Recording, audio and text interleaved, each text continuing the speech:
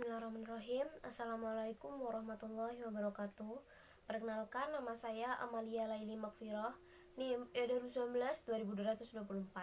Di sini saya akan memberikan tanggapan dan menambahkan sedikit poin dari penjelasan Bapak Wadud mengenai pengangguran dalam perspektif ekonomi Islam, di mana pengangguran sendiri adalah orang yang sudah masuk dalam angkatan kerja, yakni usia 15-64 tahun, namun belum mendapatkan pekerjaan.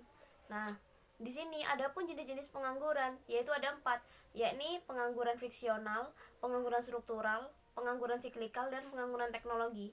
Dimana saya kurang setuju dengan pendapat Bapak Wadud, karena dari buku yang saya baca dengan judul Teori Ekonomi Makro Islam, karangan Dr. Imamuddin Yuliadi menjelaskan bahwa jenis pengangguran itu ada 5, yakni pengangguran friksional, di mana pengangguran ini terjadi karena adanya ketidaknyamanan dalam bekerja.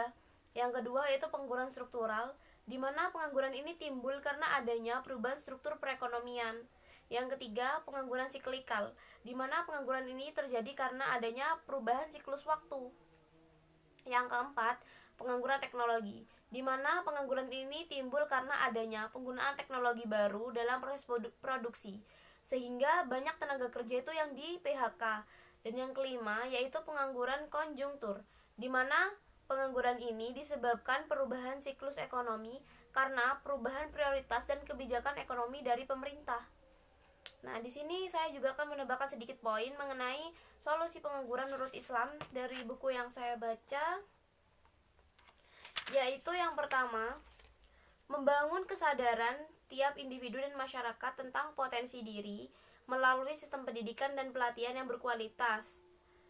Yang kedua, memberikan intensif yang memadai bagi setiap karya individu yang memiliki efek positif dalam pembangunan potensi ekonomi dan daya saing bangsa dalam bentuk pinjaman, promosi, fasilitas, dan pemasaran. Yang ketiga yaitu memberikan kesempatan dan peluang yang seluas-luasnya bagi berkembangnya potensi ekonomi rakyat yang mampu menyerap tenaga kerja banyak dan memberikan efek multiplier terhadap lingkungannya. Yang keempat, membangun infrastruktur yang memadai, seperti dalam bentuk jalan, terus pelabuhan dan bandara.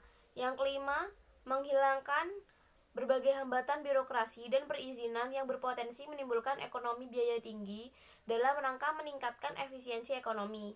Yang keenam, memberantas berbagai bentuk mafia ekonomi dan praktik monopoli yang merugikan ekonomi rakyat.